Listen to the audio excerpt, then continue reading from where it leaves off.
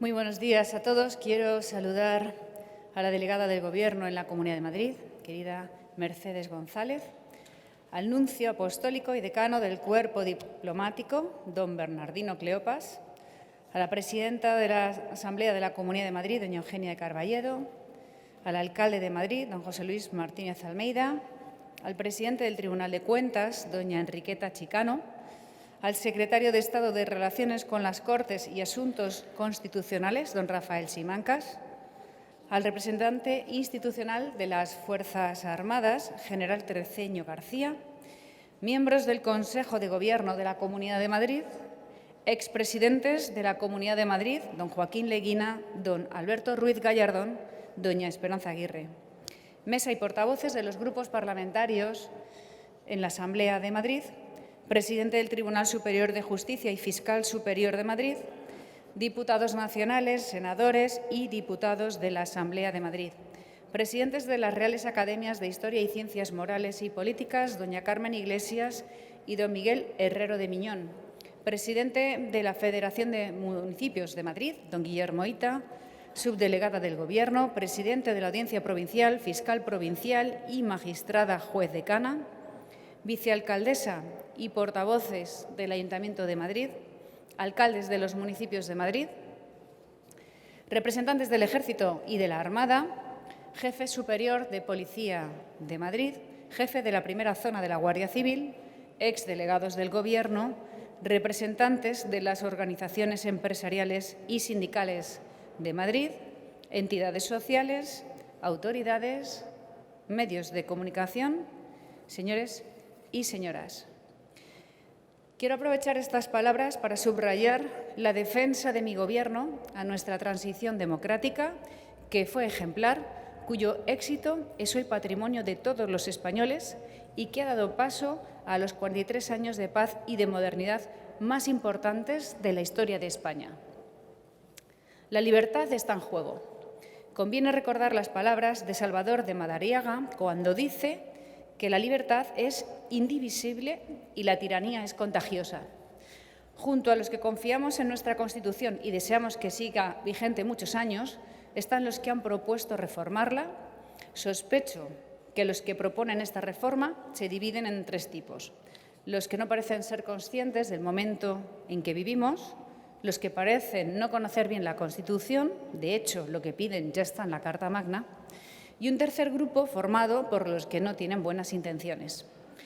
De entre estos últimos, los más temibles son los que pretenden dinamitar el orden constitucional por la puerta de atrás. Para lograrlo, van haciendo su labor de carcoma de las instituciones. Expulsan a la Guardia Civil o los símbolos de la nación de regiones enteras, pactan con los que quieren destruir a España, polarizan artificial y constantemente a la sociedad, inventan agravios, atacan la independencia judicial y la dignidad de jueces y magistrados, le faltan el respeto al rey, destrozan la educación, buscan descapitalizar España. ¿Para qué seguir? De hecho, parece que los socios del Gobierno de la Nación no asistirán el lunes a la celebración oficial del Día de la Constitución en el Congreso de los Diputados. Es incomprensible que el pueblo español tenga que soportar tanta ignominia. Como lo es también que no se sancionen los ataques a la libertad de expresión de los periodistas en el Parlamento, como ha sucedido esta semana. El artículo 20 de nuestra Constitución consagra el derecho a difundir libremente ideas y opiniones que no pueden ser restringidas mediante ningún tipo de censura previa. Una de las peores trampas ha sido la Ley de Memoria, llamada histórica primero y democrática después. Ahora, además, amenazan con una enmienda que pretende revisar la Ley de Amnistía de 1977. Que no se engañe nadie. El verdadero objetivo de estas leyes nunca fue Franco, sino la transición. Y por eso llevan tiempo intentando demonizar los años que van desde su muerte en 1975 hasta la aprobación de la Constitución en 1978. ¿Para qué? Para deslegitimar la propia ley de leyes y así poder desguazarla.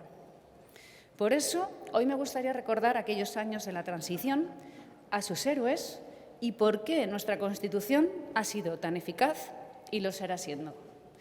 Cuando en 1977 don Enrique Fuentes Quintana pidió la colaboración responsable de todos los ciudadanos porque sin ese esfuerzo y esa colaboración poco podríamos hacer, les dijo: sé, desde luego, que solo puede esperar esa colaboración un gobierno en el que ustedes confíen como veraz y que les merezca credibilidad.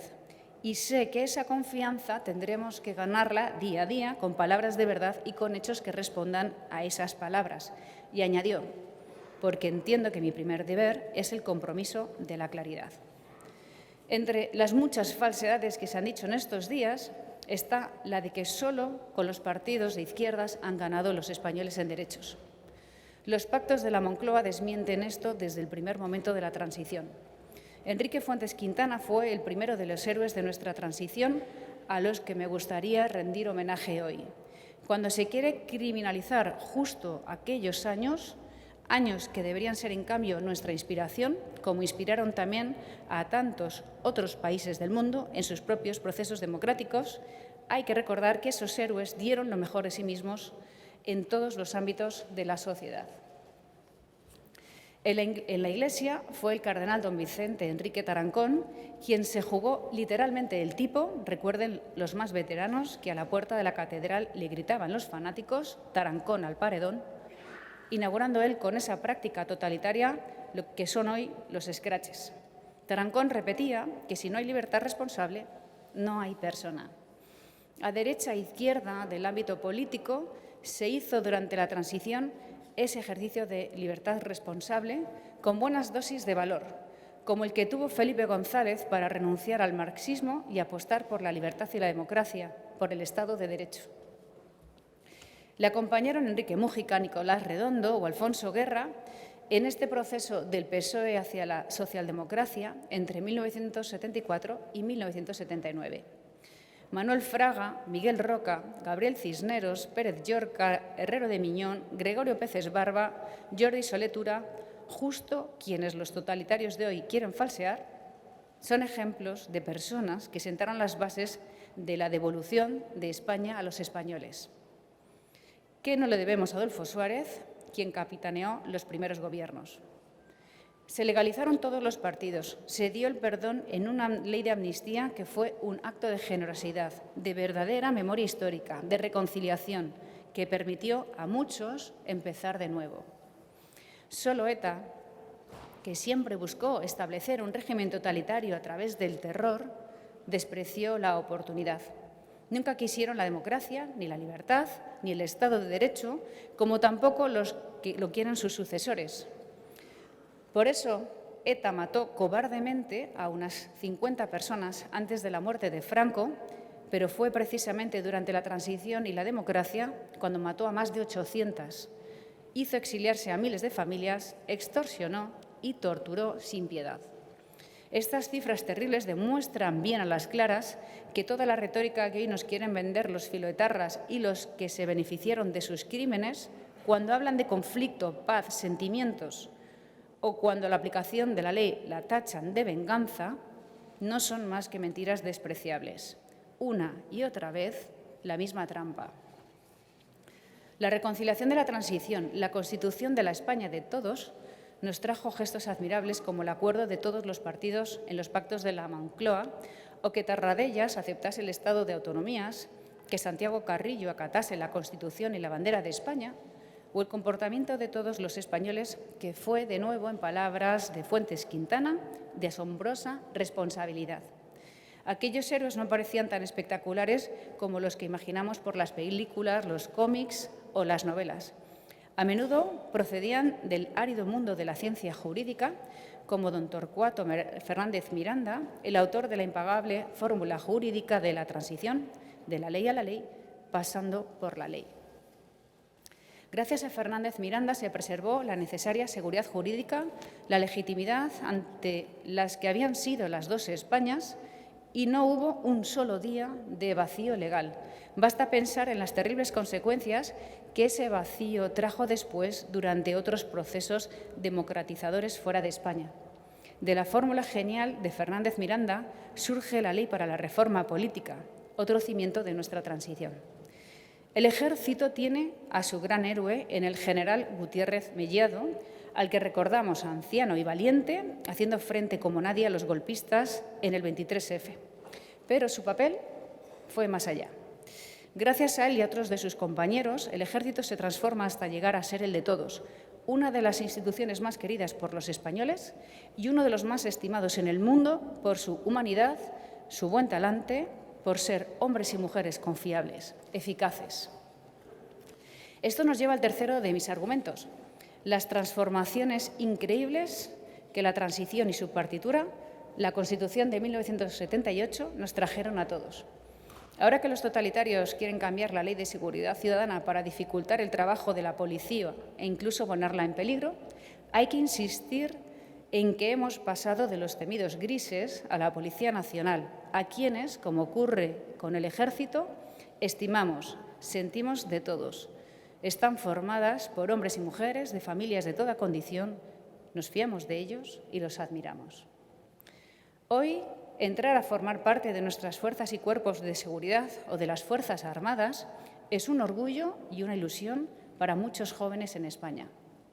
Echemos un vistazo a las imágenes de televisión, las revistas y periódicos de la década de los 70 y 80 del siglo pasado. Los avances de la sociedad española, en todos los órdenes, han sido espectaculares. No solo los niveles de renta, en la integración de la mujer a la vida pública y laboral, en igualdad ante la ley, en la universalización de la atención sanitaria, de una calidad inimaginable entonces y que se admira en el mundo, en ser, contra lo que se dice a veces, uno de los países más igualitarios y socialmente integrados del mundo, o en nuestra presencia en las organizaciones internacionales. Es mucho más. Se trata de cómo la sociedad ha cambiado y de los retos que hemos vivido y de cómo la Constitución tenía la respuesta adecuada para ampararnos, protegernos, incluso de los errores de algunos de los que ocupan nuestras instituciones. Me pregunto, ¿cómo un texto constitucional sigue siendo válido tras unas transformaciones tan profundas? Porque ya estaban ahí los mecanismos contenidos en ese diseño que fue fruto del consenso y la imaginación de los mejores de varias generaciones de españoles. Pero me he dejado a dos héroes, a los dos principales, a quienes les debemos el impulso primero y constante, valiente, imaginativo y decidido que nos trajo la Constitución: el rey don Juan Carlos y la reina doña Sofía, que hoy son magníficamente representados en Su Majestad Felipe VI. La corona ha sido principal defensor y garantía de nuestra democracia. Uno de los muchos valores que tiene nuestra Constitución de 1978, que hacen de ella algo excepcional, es que el rey no intervino en ella, sino que dejó hacer a los constituyentes y aceptó el texto que consensuaron los partidos elegidos democráticamente y luego ratificado en abrumadora mayoría por el pueblo español. Desde aquí, mi agradecimiento a los reyes y el deseo de que se tenga con don Juan Carlos al menos un poco de la generosidad que él siempre nos demostró. Para salvaguardar la libertad indivisible y protegernos de la tiranía contagiosa, no basta con rebatir y combatir a los totalitarios. Sobre todo hay que construir el futuro. Y esto pasa por rescatar nuestra historia y nuestro presente de manos del resentimiento. La aún joven Constitución del 78 ha demostrado con creces su validez, su capacidad para responder a las transformaciones más radicales, su poder de innovación y eficacia. Por eso la odian los totalitarios y por eso la estimamos los que amamos la libertad, los dispuestos a trabajar por hacernos cargo de nuestro legado histórico y de nuestro futuro como nación. He querido recordar que la calidad de la Constitución demuestra el compromiso de quienes la hicieron, algunos españoles ilustres y la totalidad del pueblo español, en uno de sus mejores momentos. Volvamos nosotros a ejercer con audacia, imaginación, veracidad y eficacia, en libertad, aquello que se denominó asombrosa madurez. El Gobierno de la Comunidad de Madrid, recientemente refrendado con amplia mayoría en las urnas, es un firme defensor de la Constitución y siempre rendirá respeto a los artífices de la transición y a la responsabilidad demostrada por la inmensa mayoría del pueblo español. Señoras y señores, viva el rey, viva España. Muchas gracias.